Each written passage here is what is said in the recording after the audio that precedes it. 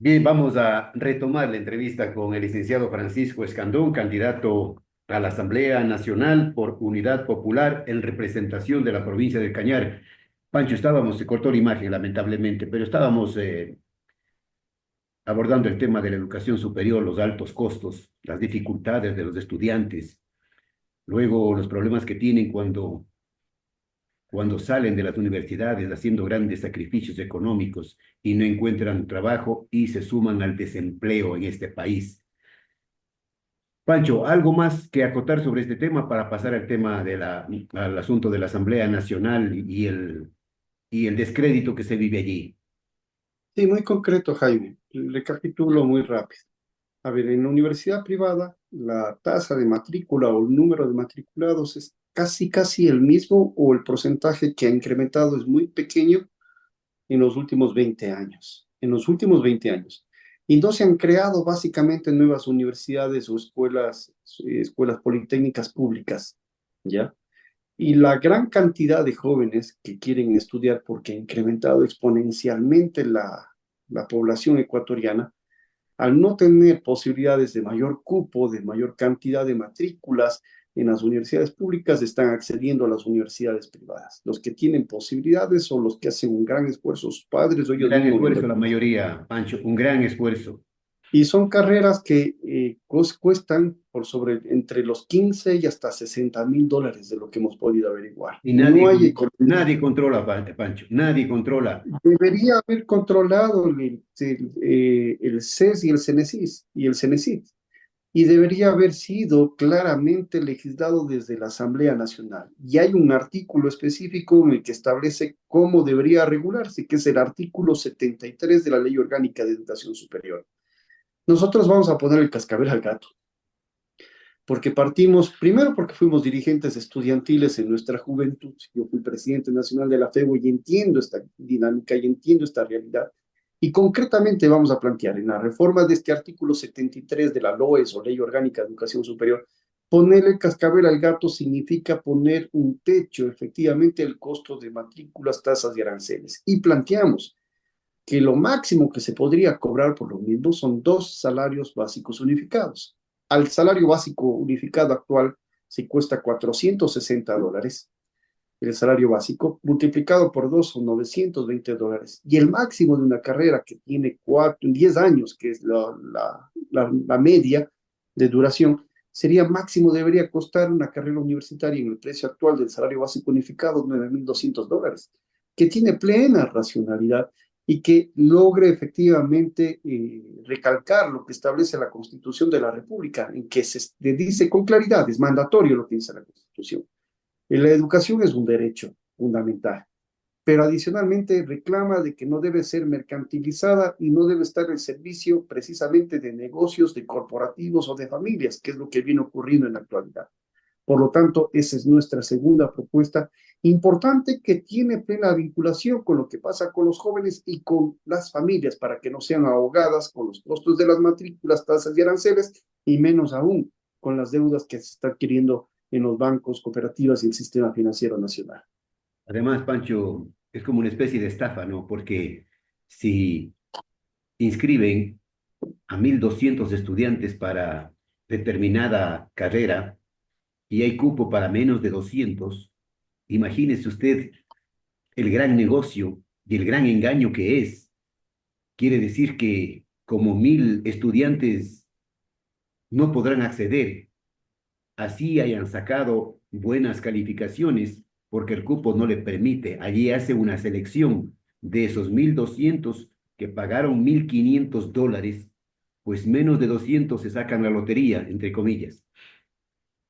Sí, usted ha puesto las palabras correctas, Jaime, y me parece que es necesario que el legislativo, que hasta ahora no se ha preocupado de una condición o de una circunstancia de estas características ni los distintos gobiernos, por fin ponga efectivamente el cascabel al gato. Y también que hable de las universidades públicas, que por cierto, que por cierto, no están, no están siendo vinculadas de manera correcta. Entonces, digo de manera correcta porque también debe pasar esa misma reforma a la Ley Orgánica de Educación Superior por el cumplimiento por el cumplimiento irrestricto, o más bien con el cumplimiento estricto de lo que significa las rentas a las universidades públicas de nuestro país. Entonces, el FOPEDEUPO, que viene, es una preasignación que tienen las universidades públicas proveniente del impuesto a la renta y del impuesto al valor agregado, es una fuente de financiamiento permanente para las universidades, pero no es suficiente.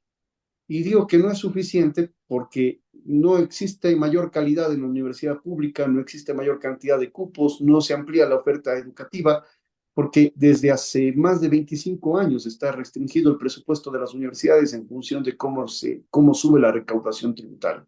Necesita un conjunto más de asignaciones de la universidad pública para que no existan miles de jóvenes que se quedan sin el derecho de educarse. Claro. Y cuando se está afectado el derecho a educarse, se genera un conjunto de problemas sociales adicionales que puede estar vinculados a la migración, que puede estar vinculados incluso al aumento de las violencias y lamentable y penosamente incluso con el problema de la delincuencia organizada. Pancho, usted necesita votos, mayoría. Las mayorías mandan en la Asamblea Nacional. Las mayorías hacen y deshacen. Se necesita votos para que los proyectos que tienen los diferentes grupos, los aspirantes, en caso de llegar a la Asamblea, pero por lo general esos proyectos, esas aspiraciones, esos deseos quedan truncos porque no forman parte de las mayorías. Sí, es real. La correlación de fuerzas y la cantidad de votos son los que hasta ahora han sido mandantes en el legislativo. Y por eso ha habido como una especie de feria de la alegría. Y esa feria de la alegría, al tiempo de asignar un voto para determinado proyecto de ley o proyecto de o acción de fiscalización, ha sido luego devengado con algún otro voto, con algún otro favor político en el legislativo. Vea, Jaime, yo entiendo plenamente esa realidad, pero vengo de una realidad diferente, en donde las cosas se hacen por la acción de movilización y de decisión de la gente.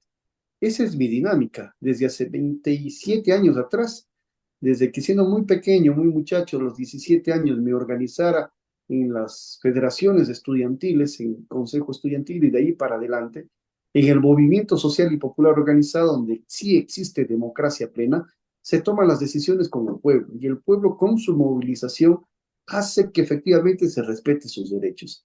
Estos vinculados, por ejemplo, al costo de las matrículas o a la ley de alianzas públicas comunitarias, no se puede hacer con una, cuatro, ocho, 10 voces dentro del legislativo que va a ser el bloque que tengamos de unidad popular.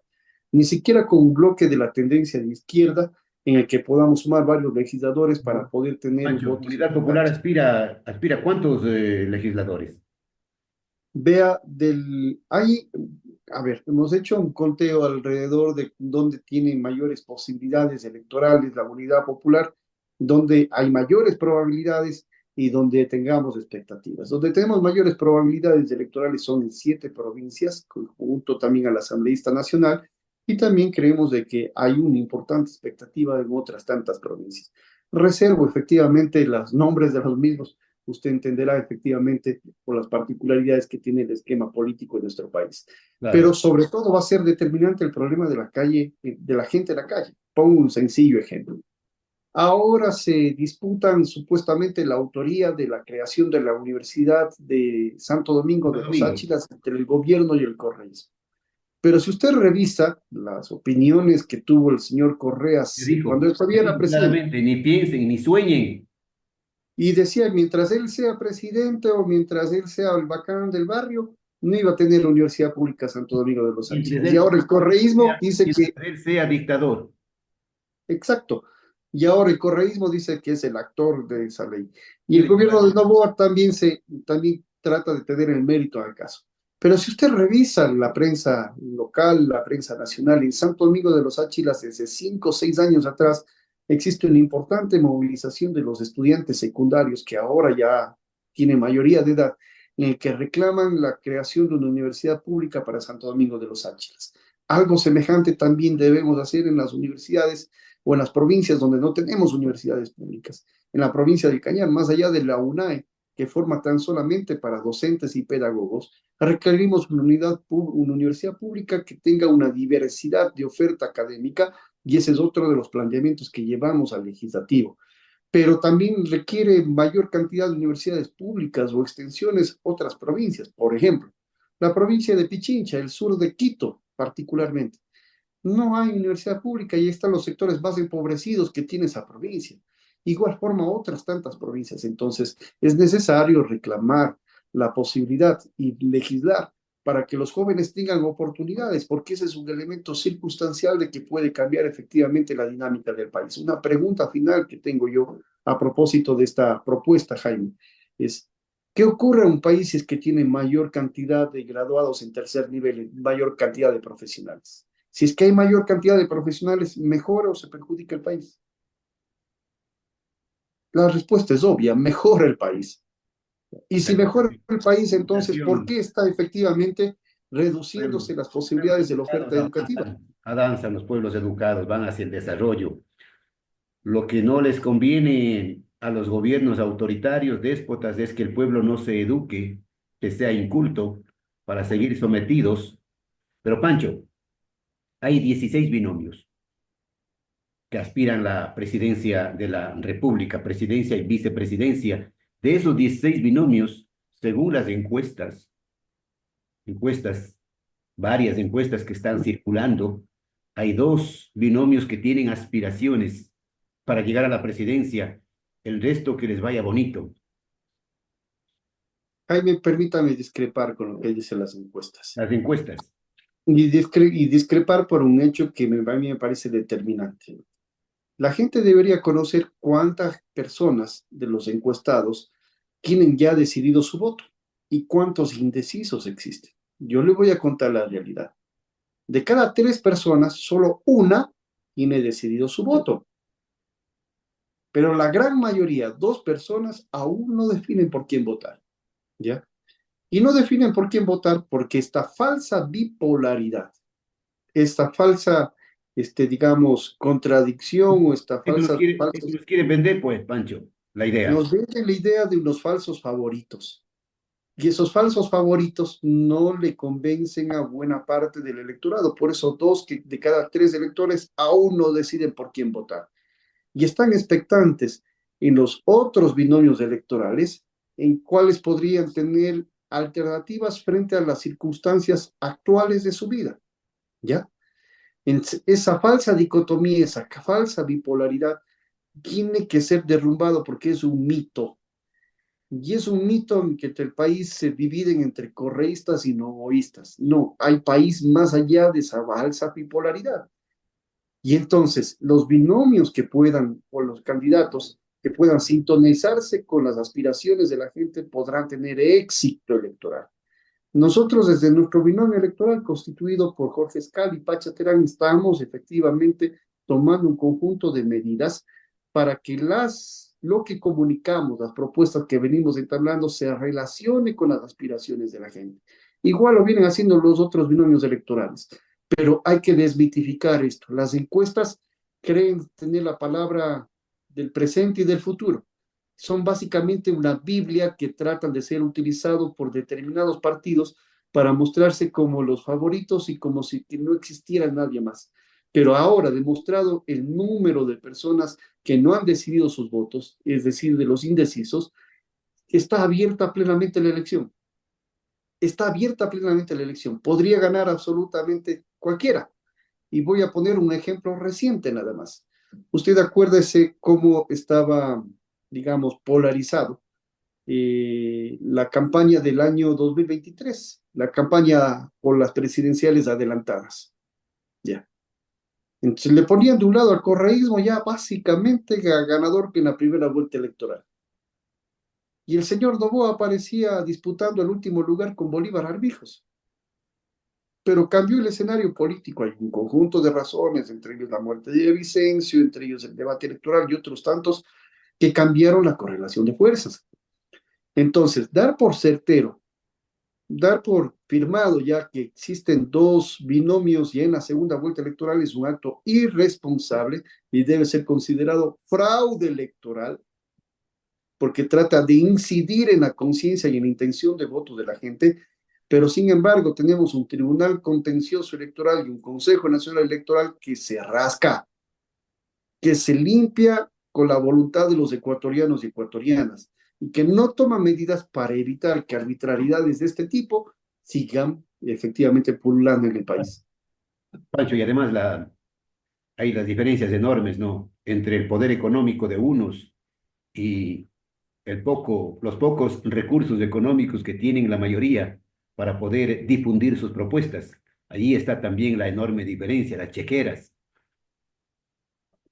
Y no solo eso, Jaime, varios de los candidatos que ahora están en las presidenciales y también en las legislativas están utilizando los partidos como vehículos electorales, sin desmedro de ningún candidato, de ningún partido, pero hemos visto de que son auspiciados personas que fueron candidatas por otras organizaciones políticas hace ratito atrás y que incluso ganaron. La provincia de La Suay, la provincia de Cañar tiene ejemplos muy concretos de esos que hoy aspiran a ser legisladores por Esos otro partido. oportunistas, camiseteros. Sí, que no tienen empacho político y que no tienen vergüenza alguna, no tienen ninguna ética profesional. No puede ser posible de que ocurra esto en las actuales condiciones del país, ya, que necesitamos una legislatura que le dé seriedad, que le dé efectivamente convicciones y que resuelva los problemas de la gente. Pero además de eso, hay también partidos políticos que se prestan para estos chanchullos. E incluso algunos alquilan los espacios electorales para que puedan ser candidatizados personas de dudosa procedencia. ¿Ya? Y por último está el problema de las empresas electorales, que el Consejo Nacional Electoral en este momento no controla absolutamente nada. Hay campañas y se va a ver sobre todo en los primeros días del mes de enero, hasta que concluya la campaña oficial, en que podrían estar vinculados con Bueno, capitales que provienen del dinero sucio. Yo no tengo empacho en decirlo, Jaime. Mientras uno gasta dos pares de zapatos que me compré ahora en el Black Friday, que se para la denomina, campaña. para la campaña electoral, cuatro camisitas como la que estoy puesto para la campaña electoral y 10.000 manillitas de estas que son sumamente baratas, que compran los productores ecuatorianos y un poco de hojas volantes para repartir a la gente, competir contra maquinarias electorales. Pero Pancho, hemos dicho, mientras más se escuche la voz del pueblo en los diferentes lugares, tendremos mayores oportunidades de y la victoria. ojalá que el pueblo ecuatoriano medite bien, seriamente, y sancione a los oportunistas, a esos camiseteros que se venden al mejor postor, que un día son de un color y al siguiente día son de otro, que se acomodan en cualquier partido político con tal de seguir disfrutando, de seguir vendiendo su conciencia. Ojalá que el pueblo ecuatoriano medite el día de las elecciones. Yo estoy convencido de que el pueblo ecuatoriano a esta altura todavía no encuentra una alternativa que le permite efectivamente resolver sus problemas. Y los problemas no son solamente inseguridad, los problemas, sobre todo cuando usted le pregunta a la gente cuál es tu problema o cuál es el problema de tu familia, están vinculados con las cuestiones de orden económica, ¿ya? Dependiendo del territorio adicional. Porque si usted va en los lugares donde mayor inseguridad hay, pues la preocupación número uno es aquella. Pero en el resto del territorio ecuatoriano los principales problemas están vinculados con la economía, con el porvenir de cada una de las familias, con la subsistencia. Y entonces, la cuestión muy concreta es que el pueblo tiene que dirimir entre pero entre los candidatos o entre las facciones de candidatos de partidos que ya han gobernado los cuatro últimos gobiernos, los cuatro últimos periodos, o una alternativa nueva de aquellos que no hemos gobernado, Bien, que necesitamos efectivamente una alternativa que muestre no un pasado, ni tampoco un presente que ha sido de prepotencia, de corrupción, que ha sido efectivamente de ineptitud, sino necesitamos un futuro que sea promisorio. Por lo tanto, ni el pasado de Correa ni el presente de Novoa, solo el pueblo salva al pueblo. Y la alternativa, efectivamente, nosotros convocamos que sea alrededor de las listas de Jorge Escala, Pacha Terán y en el caso de la provincia de Cañar, Pancho Escandón. perfecto. Gracias al licenciado Francisco Escandón Guevara, candidato a la Asamblea Nacional por Unidad Popular en representación de la provincia del Cañar. Pancho, volveremos para una segunda o una nueva entrevista para conocer otros detalles, los planes que tienen ustedes y cuál es la aceptación que tienen del pueblo ecuatoriano a esas propuestas. ¿Está bien? Con todo gusto, Jaime. Gracias por la oportunidad. Buen día y éxitos en la campaña, Pancho. Muchas gracias.